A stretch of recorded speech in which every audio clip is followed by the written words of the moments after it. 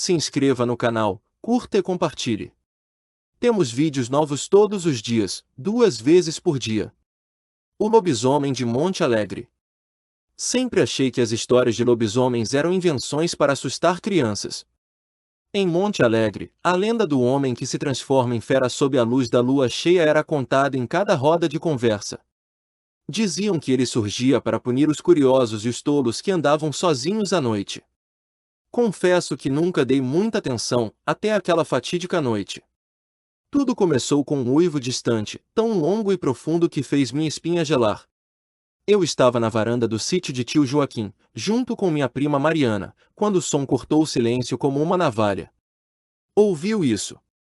Mariana perguntou, o rosto pálido. Eu assenti, tentando disfarçar meu desconforto. Tio Joaquim, que até então estava entretido com o rádio, levantou os olhos rapidamente. Sem dizer uma palavra, ele foi até a porta e trancou-a com firmeza. O gesto, que parecia exagerado, deixou o clima ainda mais tenso. Hoje é lua cheia, ele disse baixinho, quase como se falasse para si mesmo. Mariana riu, chamando-o de supersticioso, mas o olhar sério dele nos fez engolir seco. Vocês podem rir, mas nunca subestimem o lobisomem de Monte Alegre. Os cachorros do sítio começaram a latir incessantemente, como se algo invisível rondasse a casa.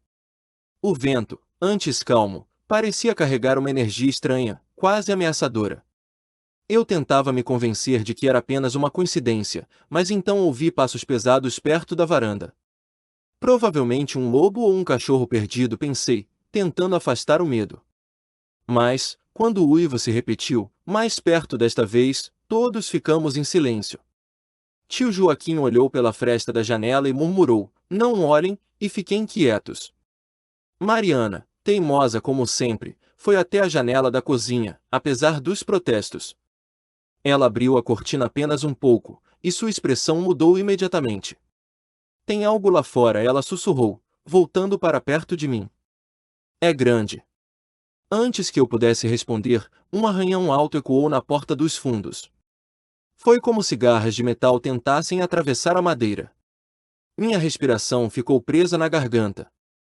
Não abram a porta, aconteça o que acontecer, tio Joaquim avisou, pegando sua velha espingarda e se posicionando perto da entrada. Os arranhões continuaram, cada vez mais altos e agressivos. Podíamos ouvir uma respiração pesada, quase animalesca, do outro lado. Mariana segurou minha mão, os olhos arregalados de pavor. Isso não é um animal normal, ela murmurou. Tio Joaquim mantinha a espingarda apontada, mas suas mãos tremiam. Quando a porta pareceu ceder sob o impacto, todos recuamos. E foi aí que a noite se tornou um verdadeiro pesadelo. A porta dos fundos rangia sob os golpes daquela coisa. Cada investida fazia as dobradiças protestarem, ameaçando ceder a qualquer momento. Tio Joaquim suava frio enquanto ajustava a espingarda. Fiquem atrás de mim, ele ordenou, mas sua voz denunciava o medo que tentava esconder. Mariana e eu nos encolhemos no canto da sala, tentando controlar a respiração. Por um momento, o silêncio tomou conta, como se a criatura estivesse nos ouvindo. Foi quando um uivo ensurdecedor ecoou bem ao lado da casa, arrepiando todos os pelos do meu corpo. De repente, os cachorros do sítio, que antes latiam furiosamente, ficaram em silêncio. Esse vazio sonoro era ainda mais assustador do que o barulho anterior. Se até os cães se calaram, isso só pode ser coisa do demônio, murmurei sem querer. Mariana me lançou um olhar de reprovação, mas não disse nada. A tensão era insuportável. Então, ouvimos passos pesados no telhado. Algo estava subindo, circulando acima de nossas cabeças. As telhas rangiam, e parecia que a criatura estava procurando uma entrada. Se vier pela chaminé, estamos perdidos, disse Mariana, mas Joaquim fez um gesto para que ela ficasse quieta. O velho sabia o que fazia, mas até ele parecia impotente diante do desconhecido. Pegando um punhado de sal grosso, começou a espalhar pelo chão, murmurando orações que eu mal conseguia entender. Isso deve segurar um pouco, ele sussurrou. Mariana e eu trocamos olhares confusos. Sal? Isso parecia coisa de lenda, mas em uma noite como aquela, até o impossível parecia plausível. Os passos no telhado cessaram de repente. O silêncio retornou, pesado como uma pedra sobre o peito. Pensei que a criatura tivesse ido embora, mas, logo em seguida, uma das janelas foi atingida com força. O vidro estilhaçou, espalhando pedaços pela sala. No reflexo de um dos cacos maiores, vi um movimento rápido. Algo coberto de pelos e com olhos brilhantes, quase humanos. Meu coração disparou. Ela está tentando entrar, gritou Mariana, agarrando meu braço com força. Tio Joaquim disparou a espingarda em direção à janela quebrada. O som do tiro ecoou pela casa, mas, ao invés de recuar, a criatura soltou um rugido ensurdecedor. Era um som de dor e raiva misturados, como se aquilo tivesse apenas atiçado sua fúria. As garras começaram a arranhar novamente a porta, agora com mais força. Eu podia sentir o desespero se acumulando dentro de nós. Não havia para onde correr, e cada segundo parecia nos levar mais perto de um fim terrível. Então, algo inesperado aconteceu. A criatura parou de repente. O silêncio novamente tomou conta. Ficamos ali, parados, tentando entender o que tinha acontecido. Será que se foi? Sussurrei, mas tio Joaquim balançou a cabeça. Ele sabia que aquilo não terminaria tão facilmente. E estava certo. Um baque surdo ecoou no telhado, e as telhas cederam. A fera havia encontrado um novo caminho. A queda no meio da sala foi tão repentina que mal tivemos tempo de reagir. O teto cedeu, e a criatura caiu com um impacto que fez o chão tremer. Era enorme, maior do que qualquer lobo que eu já tinha visto, mas com traços inegavelmente humanos. Os olhos brilhavam em um amarelo intenso, e os dentes, afiados como navalhas, reluziam à luz fraca da lamparina. Mariana gritou, mas tio Joaquim foi rápido. Ele ergueu a espingarda e atirou novamente, desta vez acertando o ombro da fera. O tiro fez a criatura recuar, mas não o suficiente. Ela rugiu de dor, expondo suas presas em um gesto ameaçador. Seu olhar parecia nos atravessar, cheio de ódio. Eu estava paralisado, incapaz de mover um músculo. Tio Joaquim pegou mais sal e jogou em direção à criatura, que recuou levemente, como se aquilo realmente a incomodasse. Isso vai segurá-la por um tempo, ele disse, mas sua voz não transmitia confiança.